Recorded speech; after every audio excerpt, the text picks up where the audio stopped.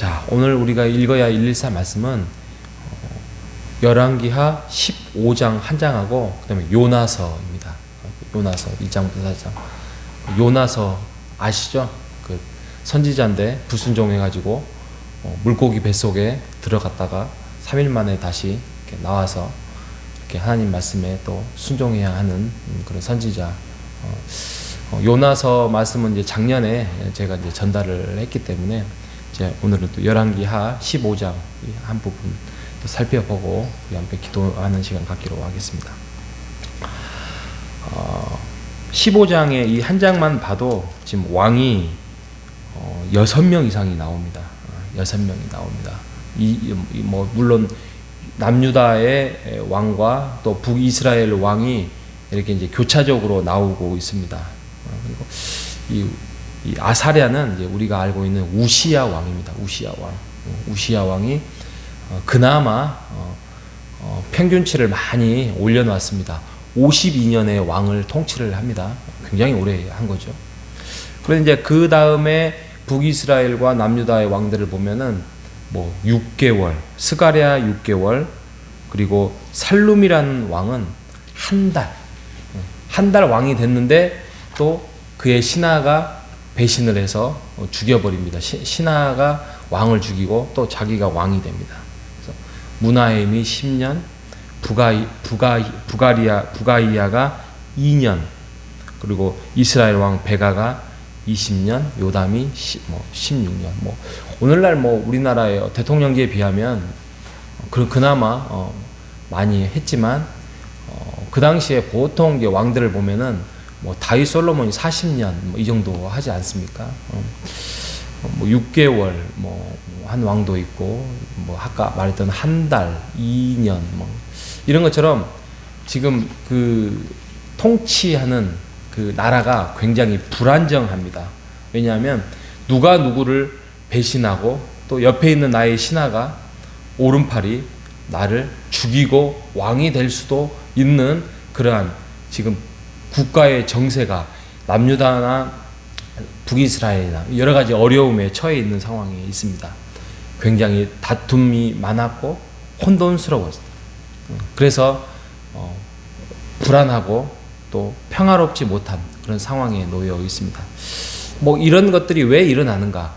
경제적으로 부유하지 못해서 그러는 건가? 아니면은 사회적으로, 정치적으로, 문화적으로 안정이 되지 못해서 나라가 그렇다라고 판단하는 것은 지금 이 시대를 살아가는 그 사람들의 모습이었습니다.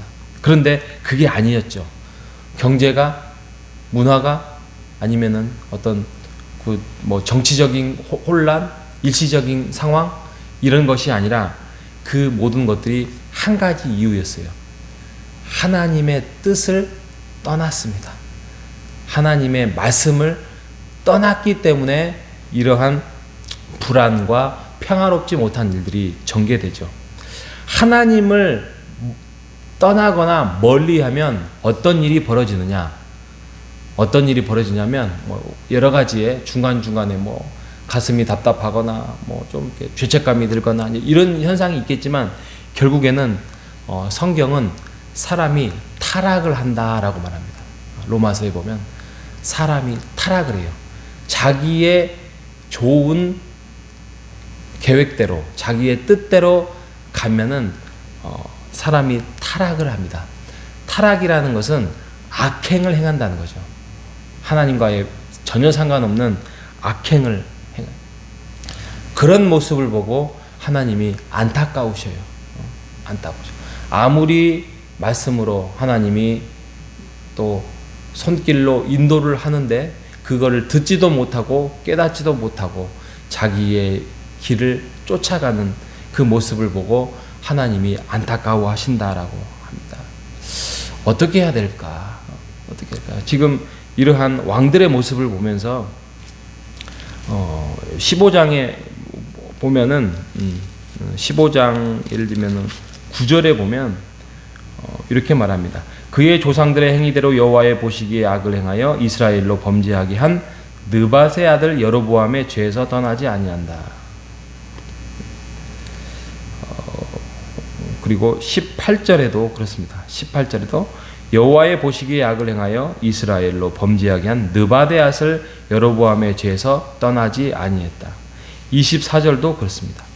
28절도 똑같이 느밧의 아들 여로보암의 죄에서 평생 떠나지 않았던 이스라엘 왕들의 모습이었습니다. 이처럼 한 사람의 역할이 굉장히 중요했습니다. 한 사람. 그게 무슨 여기서는 왕이지만 그게 어쩌면 우리의 모습이 될 수 있습니다.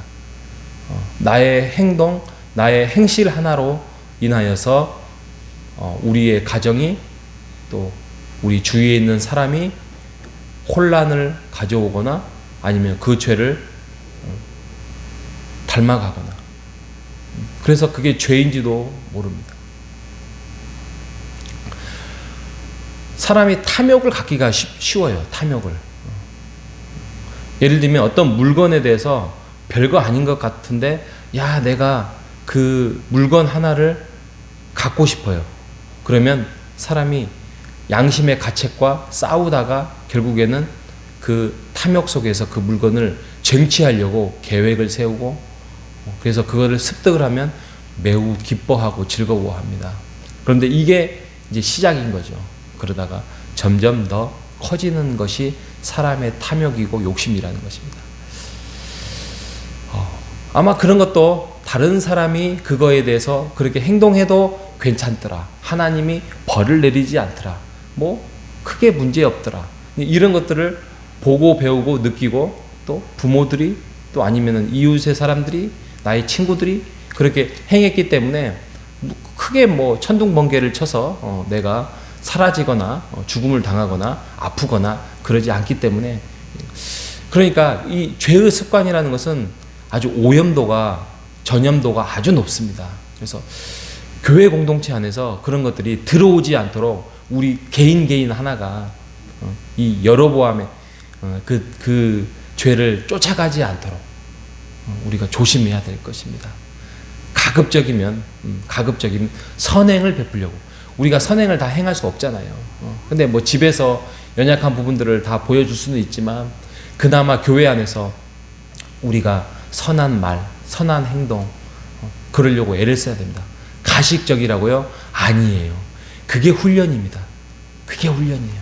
그게 여로보암의 죄에서 쫓아가지 않는 하나님이 교회 공동체 안에서 우리를 묶어주시고 또 함께 그것을 훈련하고 세워나가는 하나의 방법입니다.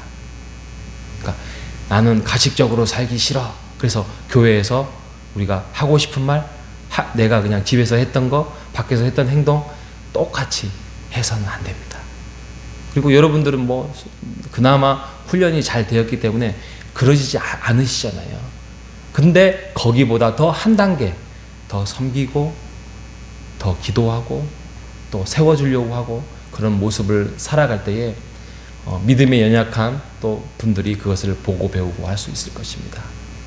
그래서 우리가 그런 공동체를 세워나가는 우리 모두가 되시기를 주님의 이름으로 축복합니다. 자, 한 가지만 더 말씀드리겠습니다. 한 가지 말씀이 뭐냐면 산당이라는 단어들이 나옵니다. 산당. 이 성경에 굉장히 많이 나와요. 15장 4절에도 보면은 오직 산당을 제거하지 아니하였다. 그리고 35절에도 산당을 제거하지 아니하였다. 16장 유다왕 아하스 때도 16장 4절에 보면 산당들을 이렇게 있어서 거기에서 제사를 드렸다. 그 당시에 일시적으로 그 솔로몬의 성전이 세워지지 않을 때에 솔로몬 때 산당에서 제사를 드렸어요. 산당이라는 게 뭐냐면 어떤 임시 예배 처소죠. 그곳에서 이렇게 여러 가지 제사를 드릴 수 있도록 하고. 그런데 이제 솔로몬 성전이 세워졌어요. 이거를 이제 신학적으로 보면 중앙성소 이렇게 표현을 하는데 중앙성소에서 이제 제사와 예배를 드려야 되는데 이게 세월이 지남과 동시에 이게 제사가 불편해지는 거죠.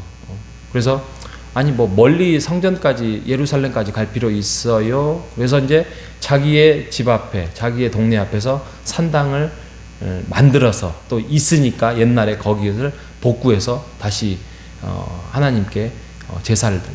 이게 왜 문제가 생기냐면 이게 이제 우상 숭배의 가장 큰 원인이 되는 거죠. 왜냐하면 중앙 성소는 그나마 제사장이 있지요, 제사 방법이 있지요, 또 여러 가지 뭐 시스템이 갖춰져 있고 아무리 타락해도 그나마 그게 더디어 가는데 이 개인의 산당이나 또 지역의 산당이다 보면은 이런 것들이 많이 훼손되고 있습니다. 요즘 통계 사이트를 보면은 젊은 사람들의 그 종교 조사를 합니다. 기독교의 의식 조사를 합니다. 그런데 젊은 세대들 30대, 40대, 뭐 20대도 그럴 수 있고 그 사람들의 의식이 어떠냐면 굳이 주일날 예배당, 호산나 교회 예배당에 와서 예배를 드릴 필요가 있느냐. 한 달에 한 번 정도는 피서지에 가서 놀러 가서 거기에서 가족들과 함께 뭐 그게 호텔이든 아니면 어떤 제주도에 뭐 거기 가서 뭐 교회 가면 되지 않겠느냐. 이런 사고들이 아주 강해졌답니다. 얼마나 좋습니까? 그런데 좋습니다. 100번 양보해서 좋은데 이게 신앙의 타락을 가져올 수 있는 아주 위험한 행동일 수 있습니다. 왜냐하면 자기가 선택했던 산당이죠. 자기가 선택했던 예배 처소죠. 그러다 보면 그 내 마음의 자세들이 무너질 수 있습니다. 우리는 중앙 성소를 지켜야 됩니다. 자유로워질수록 또 편해지면 편해질수록 일단은 중앙 성소, 이 호산나 교회당 안에서 함께 성도의 공동체, 아무리 더워도 또 아무리 추워도 또 아무리 편해지고 나의 계획이 있다고 하더라도 중앙 이 처소에서 하나님께 예배드리는 자가 신령과 진정으로 예배드리는 것입니다. 우리가 이를 위해서 호산나 교회당을 함께 예배드리는 이 공동체를 사랑하고 함께 예배를 사모하는 우리 모두가 되시기를 주님의 이름으로 축복합니다. 하나님 아버지 감사합니다. 오늘 열왕기 15장의 말씀을 통하여서 죄가 얼마나 큰 다툼과 혼돈과 불안과 평화를 깨는 것인지에 대해서 다시 한번 살펴보았습니다. 예, 그렇습니다. 내가 죄를 짓겠습니다라고 생각하는 사람은 아무도 없습니다. 모든 것들이 단계가 있고 과정이 있었고 그 처음의 시작이 하나님을 멀리하고 떠나고 하나님의 말씀과 기도에 무뎌지는 것이 우리의 타락과 악행을 가져온다는 사실을 오늘 말씀을 통하여서 살펴보았습니다. 하나님, 우리가 그거에 대해서 정신을 바짝 긴장을 가지고 우리가 하나님의 말씀과 기도 속에서 예배를 우리가 떠나지 않도록 인도하여 주시옵소서. 주의 날 예배 장소에서 우리가 예배를 사모하며 우리가 나아가는 자들이 될 수 있도록 인도하여 주시옵소서. 살아계신 예수님의 이름으로 기도합니다.